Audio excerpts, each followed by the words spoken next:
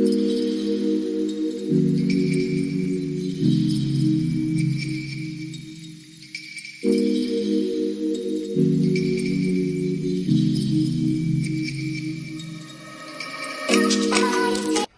I was going to make this Edo sauce. This sauce is from Edo State, like Edo people is the owner. Let's not drag it at all.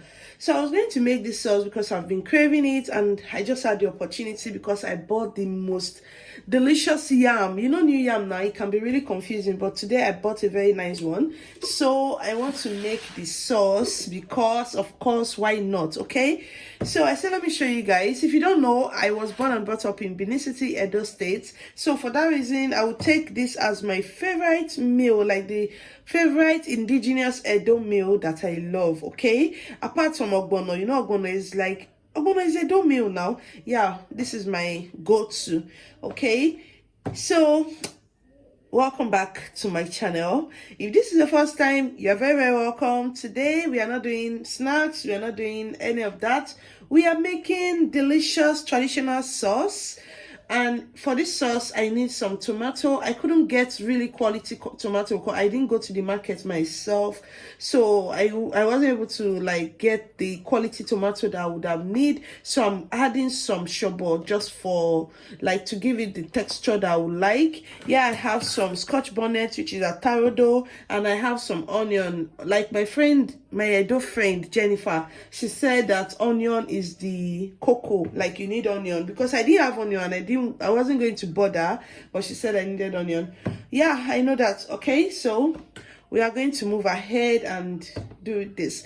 This sauce is like, if you are the type that you don't like frying, like you don't like oily stuff, you don't want to go to the process of frying, but you still want to enjoy a delicious sauce for your yam, you will love this. Okay, you can pair with yams, you can pair with boiled plantains. I don't know if there's any other thing to pair with, but guys, let's be basic here, or let's be real. These are the things that you can pair this sauce with, and you are going to love it. Okay, so there I have my tomato, shobo, and onion. I'm going to add some scotch bonnet. I'm adding all of this. Okay, so yeah, I have some crayfish. I don't have a lot of crayfish like this, but I will be adding crayfish powder later. Yeah, my fish powder from Lasso, I'll be adding it later. So yeah, all I want to do now is to boil this and pass it on to a pot. Like I already mentioned, we are not frying because this is meant to be like a traditional healthy sauce. Okay, so this sauce doesn't call for frying, but you're still going to add some oil, but not now. Let's just blend, and yeah, I'll be back to take you through it. Okay, so I'm done with the blending. I have my mix here, it's smooth. So what I'm doing now, I'm passing it onto the pots. Yeah, so I'm going to pass this on to the pot we are cooking it with. So this is meant to be very smooth, but the NEPA light is not really full, so the blending is taking longer. If the light was full, this would be very smooth, but I can do with this. So here's our mix. Because I didn't use water to blend, I'm going to rinse my rinse my processor with some water, because I need some water. Because I need some water to like boil the tomato, and I didn't use water to blend. Okay, so I'm going to rinse this processor. I'm just going to rinse it and get everything out.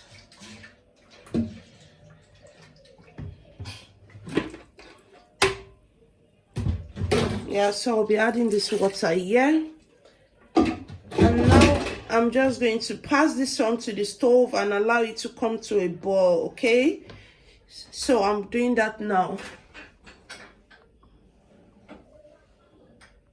So next on the agenda, we'll need potash for this recipe. Okay, I don't have much. This is the little I have, but because I'm not making much of the sauce, it's okay by me. Okay, so it comes like this. It comes anyhow. There are some shiny ones, powdered ones, but this is the one I have. So what I'm going to do, I just want to like match it, and just so that it can melt easily in the sauce.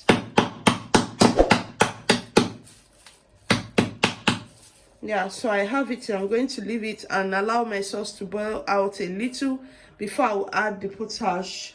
So now that we've gotten our tomato going on and it's boiling, I'm going to introduce my mashed potash. If you have the powdered one, go ahead and use. So what you want to do next, you don't want to leave this because it's going to boil over. It's going to boil over. Of course, it's potash.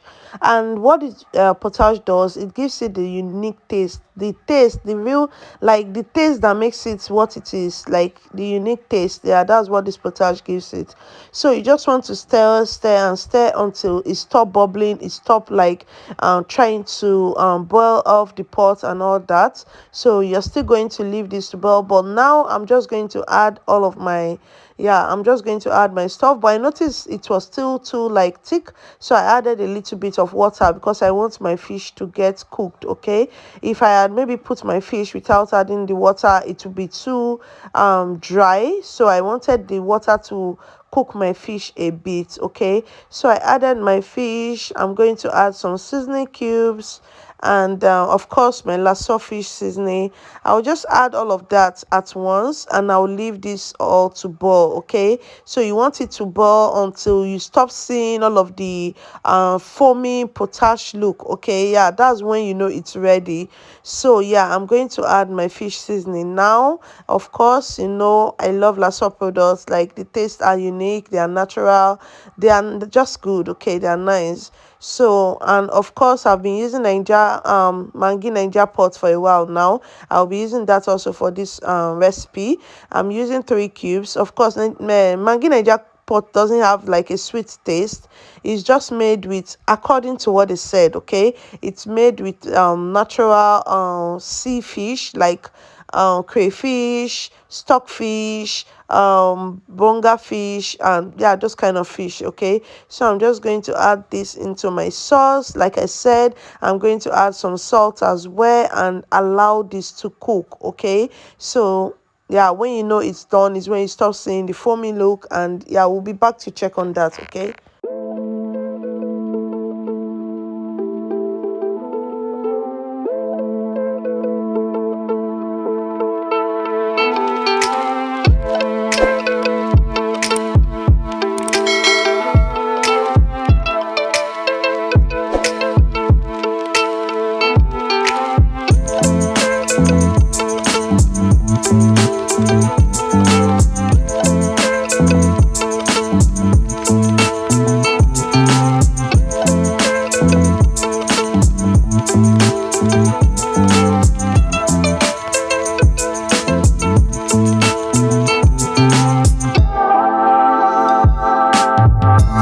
So I came back to check on my sauce earlier and it was still cooking. So I allowed it to cook and now it's fully ready. You can see there's no bubbling, no foamy stuff on it anymore. This is the sauce, it's ready. So now this is where you have to, like, this is where the trick is. Okay, you are going to allow this cool down. Like, it's going to cool down completely. Okay, when it's cool, then you come back and add your palm oil. Yeah, you don't want to add palm oil while it's still hot. You want to add your palm oil when it's cool, and that's when all of the unique taste just bust out. Okay, so yeah, this is just the way it is done. You can actually thicken this. If maybe your own is, you want it very very thick, you can just put some gari in a plate, add water, and just get like eba texture. Okay, I'm not saying you should make eba, just with ordinary water, not with hot water.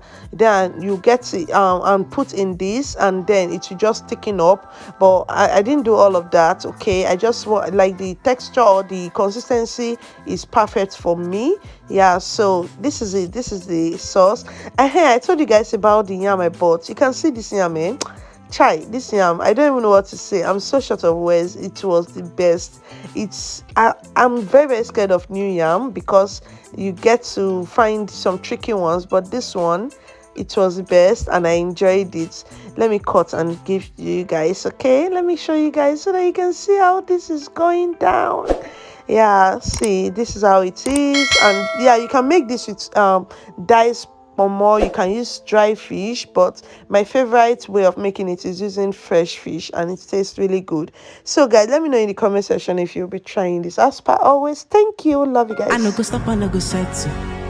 My light is never gonna die.